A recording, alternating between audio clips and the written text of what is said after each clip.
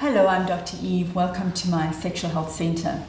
I'm surrounded with what makes me feel comfortable and what allows me to work and recreate, which is technology. I love technology. I love my computer and I love my iPhone. I also know that children, young adults, love their computers and love their phones, their devices. We know that in Africa, we have the highest number of mobile phones than anywhere else in the world, which means that your child has a mobile phone in their hand because you've put one into their hand.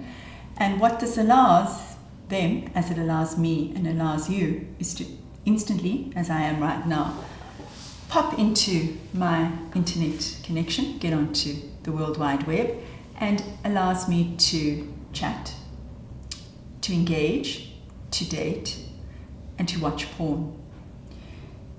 You don't really know what your child is doing on their mobile and on the internet.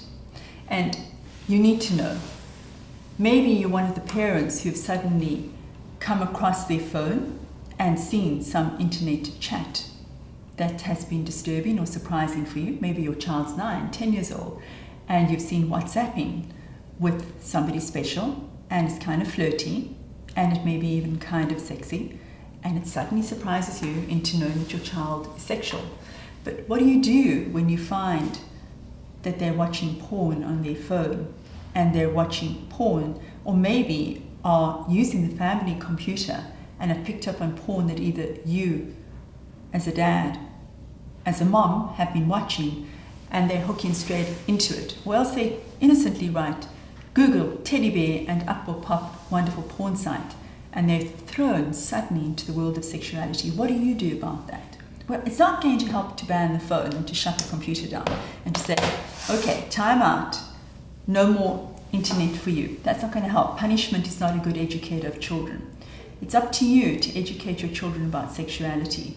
If you give your children the basic information about sexuality and your basic values around sexuality and around relationships, around love, around care, around sexual debut, they will manage their porn incredibly well. They will know that there is real sex that happens as compared to porn sex. They will know when they see grown-up adult people being sexual in ways that look sometimes a little bizarre, sometimes a little extreme compared to what they imagine in their heads or what they've heard you saying, that that's not real. And they will not take it forward into their own relationships and think that that's the way they have to behave, this enormously pressurizing way to be sexual.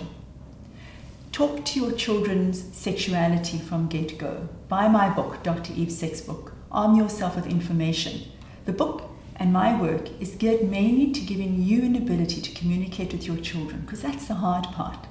Arming your children with critical thinking skills.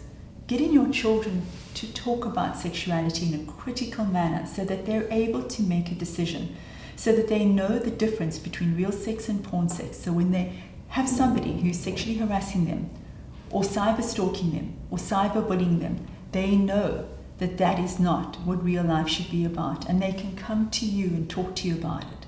You should be not looking over their shoulder what they're seeing, but talking to them and say, hey, have you seen something interesting online? Or I read somewhere that a lot of kids are watching porn. Have you found any interesting porn? Because I'd prefer that you look at these images and provide for them images that are beautiful, healthy people and bodies, having beautiful, healthy, loving relationships, or any kind of relationships that you believe are valuable for your children. Read more about my program on how to raise a sexually healthy child. Find out more about that by coming onto my Facebook page and following me on Twitter.